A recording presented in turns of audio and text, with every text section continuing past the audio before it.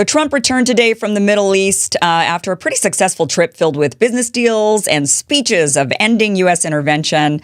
Let's go over some of the foreign policy stuff that happened during the trip. There he is meeting with all of these countries in lavish affairs. I'm sure he looked around and saw the gold and all of the wealth and thought, wow, what it would be like to be a king of a Middle Eastern oil-rich country, for sure. Starting off, so he visited Saudi Arabia, Qatar, and United Arab Emirates. The big thing is Iran. At nearly every single event that he attended, he insisted Iran could not have a nuclear weapon. So every single nation he visited, he says, Iran cannot have a nuclear weapon. We want to build the Middle East. We want, we're going to let you guys live your lives the way you want. This was all the good stuff that Trump said. He's saying things like, look, we meddled too much. Warmongers, nation building ended up just destroying the place. You guys built the place up. You take all the credit for it. We're no longer going to tell you how to live your lives. That's essentially what he says in the Middle East. But while he's there, he's also trying to bring Iran somewhat into the fold. I mean, he's trying to stabilize the Middle East, which I've got to give it to the guy. I think this is a new dawn for the Middle East. I actually think that this trip really marked a turning point for United States relationships with the Middle East.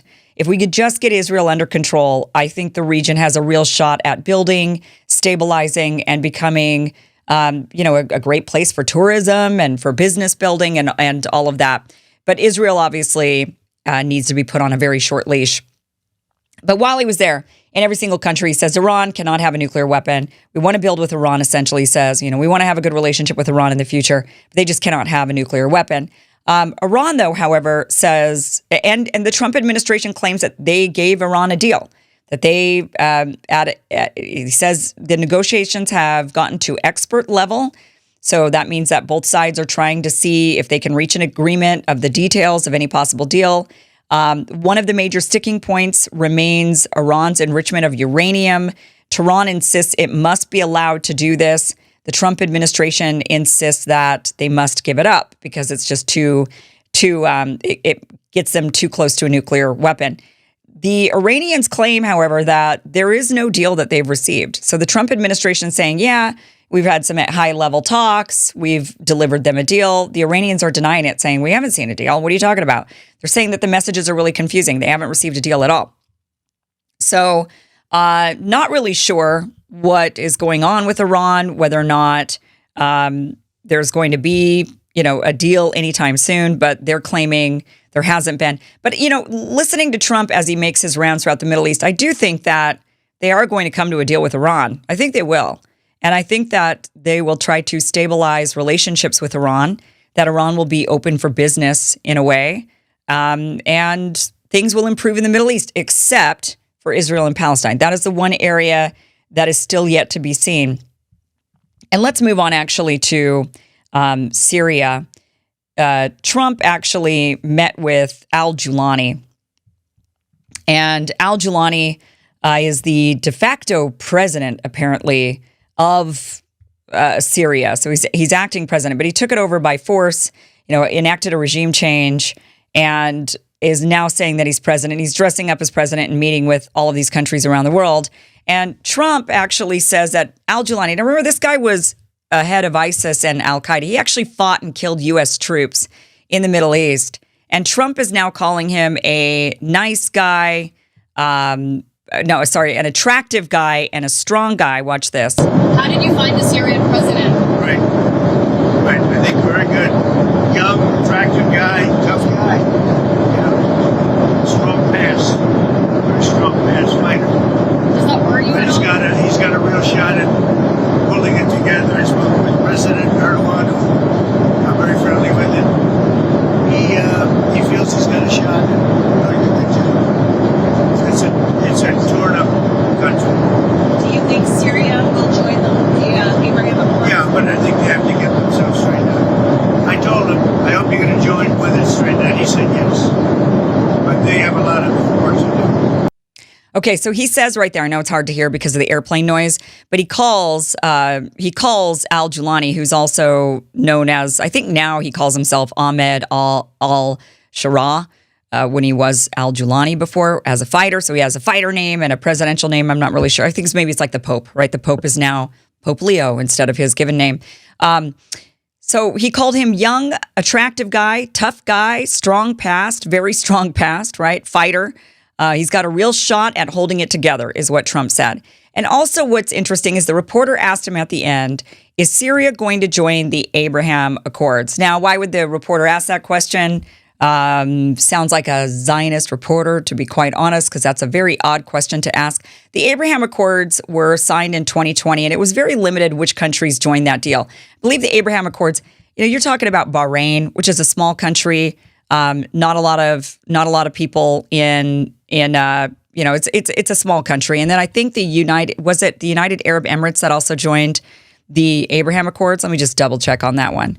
And all it was telling people to go ahead and let me just double check. Yes, it was the United Arab Emirates. It was Bahrain. It was Sudan and Morocco. So we're not talking like Saudi Arabia or any of these big countries in the Middle East that joined over into the Abraham Accords. And the Abraham Accords just basically said, look, we're going to give you some incentives to normalize relationships with Israel without the recognition of a Palestinian state. Like, forget the Palestinians. It was basically a sidestep. Most of the Middle Eastern countries had a caveat saying we won't normalize relationships with Israel until they come up with a solution for the Palestinian people. And the Abraham Accords were a workaround. Basically, Donald Trump dangled a lot of carrots in front of Bahrain, in front of United Arab Emirates, in front of Morocco, in front of Sudan, gave them each something different that they all wanted. The United Arab Emirates wanted some high-tech level weapons. They got it. They got some F-35s. They got some high-level weaponry. Bahrain wanted some weapons as well. They didn't get as great of weapons, but they got what they wanted. Morocco, they ended up getting... there was some also stuff that Morocco... Let me see what Morocco ended up getting. They got recognition of its sovereignty over Western Sahara. That's what they wanted, and that's what they got. They also got increased tourism and tech cooperation and access to U.S. and Israeli security assistance.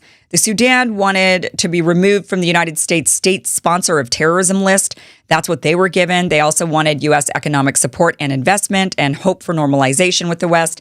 And that's what the Sudan got. So they each got something like a carrot that was dangled in front of them in order to sign on to the Abraham Accords, where they would go ahead and recognize Israel and develop diplomatic relationships with Israel without having to acknowledge the Palestinian problem.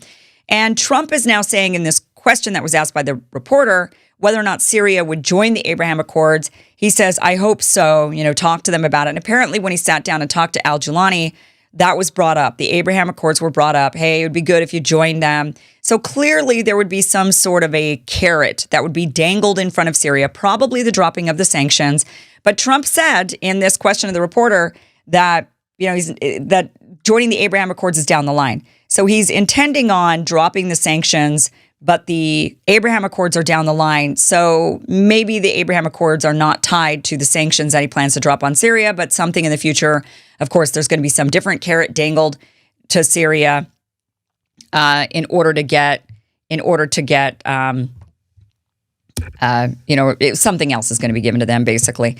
This obviously has upset a lot of people supporting the Palestinians because this is just a workaround, and these countries are all starting to normalize with Israel without acknowledging the Palestinian plight. That doesn't put Palestine in a very good position, the Palestinian people in a very good position. And that brings us to Israel.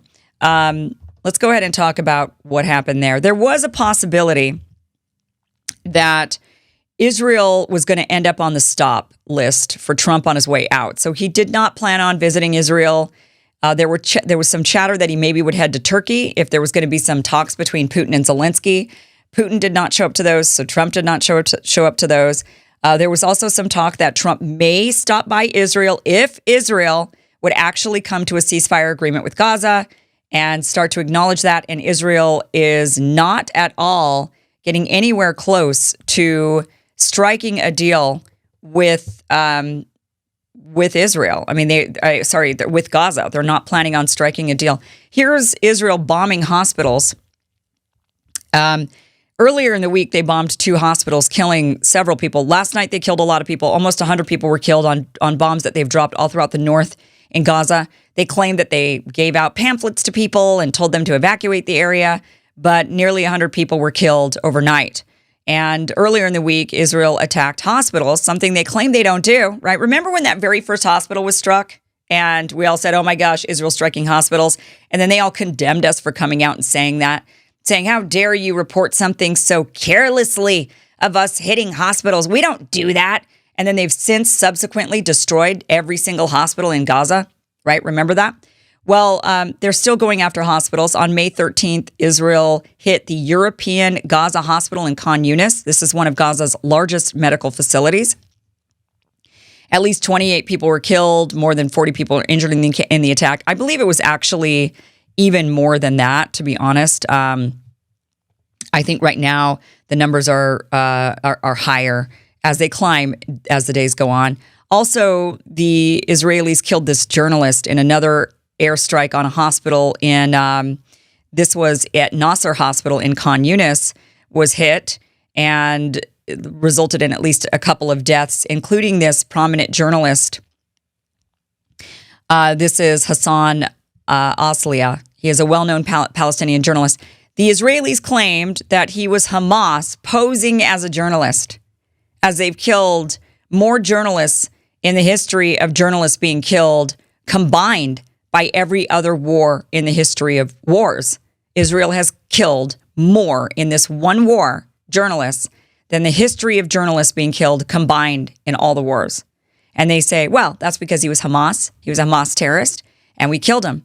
As he laid in his hospital bed, by the way. So he was in his hospital bed, and they killed him. Now, Israel claims that they dropped the bombs on the hospital because, what do you think the excuse was? They always make the same excuse every single time. And that is, well, there were tunnels. There's a Hamas headquarters underneath. In fact, they released this video to prove it to you. Because this is the proof that you need right here. Now, see those tunnels in red? Oh, you could see them now, can't you? Yeah. This really proves that there was a Hamas headquarters underneath, that there was tunnels underneath. So they were questioned about this. And this is what Israel had to say about targeting the hospital. I just want to tell you what our experts have told us. Those tunnels that you're talking about, the dark shapes highlighted there on the screen, the markings were caused by water, not tunnels, because these are drainage systems. And so the dark shades that you're talking about, which Israel claims to be tunnels, are in fact caused by water because of a drainage system.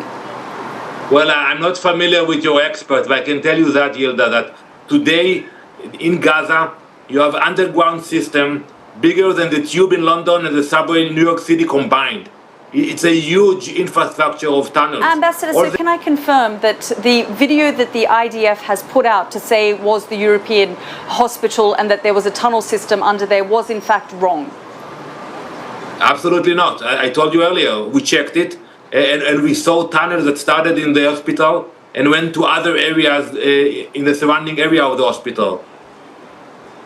Well, our experts say that this is in fact the courtyard of a school and not a command and control center. And like I said, those tunnels that you point to are in fact, the dark marks were caused by water because of a drainage system. So would you say then and admit that this was in fact a mistake by the IDF?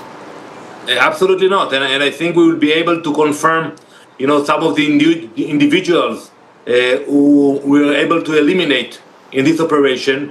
And you will ask yourself, it was like a school, why you have leaders of Hamas terrorist organization hiding beneath a school, beneath a hospital. They're taking advantage of those places, but we are determined to hunt them down everywhere. I'm sorry, you're not answering my question. The footage put out by the IDF, they claimed that it was the tunnel and command and control center underneath the European hospital. The footage, in fact, is of a school. Did the IDF put out the wrong footage or they got it wrong? No, so I answered you. Maybe you are not happy with the answer I'm giving you. Yeah, because it's not a good answer. We now know that that's waterways, and you don't want to admit the fact that you bombed a hospital and you were wrong. There once again, was not a Hamas headquarters or tunnels running underneath the hospital. Once again, how many times do we have to do this? in order for people to start realizing that the Israelis just lie and they're just targeting hospitals. They're clearly wiping out the medical infrastructure.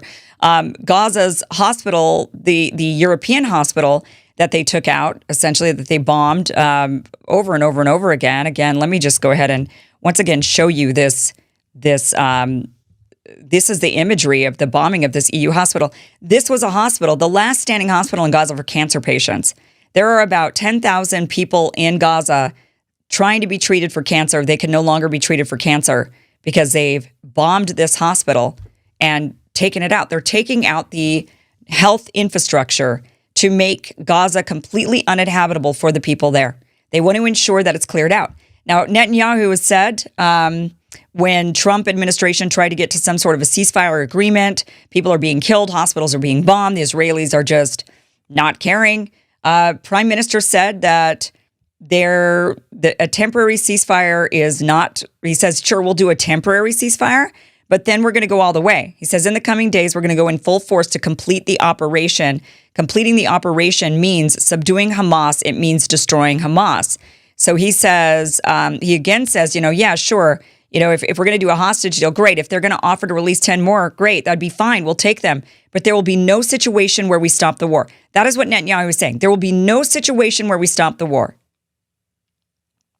So the Trump administration sending Steve Witkoff, trying to get some sort of an agreement, a ceasefire agreement. And I don't know how much clearer Netanyahu needs to be that he has zero intention whatsoever of coming to a ceasefire and of actually ending the war at all. He's going to continue to go and go and go. But it seems like Trump is trying a different strategy by ignoring Israel on this trip to the Middle East. That is something that has never been done before, bypassing them completely. Also building up relationships with these Middle Eastern countries without requiring them to normalize with Israel. Also, the Houthis and the Israelis are still going at it. They're targeting each other, lobbing missile attacks at each other. And the Houthis are allowed to do that because when Donald Trump struck a deal with the Houthis, he said, just stop attacking America. And the Houthis said, okay, but we're still going to attack Israel. And Trump said, all right, okay, go ahead. Keep targeting Israel. So he has stopped putting parameters on these other countries, even with Syria, when he says, when the Zionist reporter, I don't know who it is, but somebody who had asked that question, are you going to have them sign the Abraham Accords? When no other country, he didn't ask that about any other country. Are you going to have them sign the Abraham Accords? He says, yeah, sure, that would be nice, yeah, but not right now. So he's not even requiring they sign the Abraham Accords in order to get their sanctions lifted. He's not requiring any of that from any of these Middle Eastern countries. He's like, you do whatever you need to do when it comes to Israel. That's between you and them. We're the United States of America. And I loved seeing Trump actually do an America First policy. That was absolutely fantastic to see him doing an America First policy in the Middle East. That is what we want more of. And we would like, though, the United States to take a firm stance against Israel and to say, look, we're not going to give you any more money to commit genocide under our name. You want to do that on your own dime without our support. But what are the chances that's going to happen when they've got so much clearly blackmail and sway and money that they're dangling over our politicians? What are the chances that's going to happen? But overall, I would say this was a pretty successful Middle Eastern trip. I like to see that it was mostly America first, and I liked seeing him bypass Israel and not and really bypass them not only just by flying over, but also bypassing them in making deals with all of these different Middle Eastern countries. Thank you for watching this clip from the full Kim Iversen Show, which you can catch Monday through Friday, 2 p.m. Pacific, 5 p.m. Eastern. We do live stream it every day. It's a 1-hour show. You can catch it. It is totally free. Just go to KimIversonShow.com. See you there.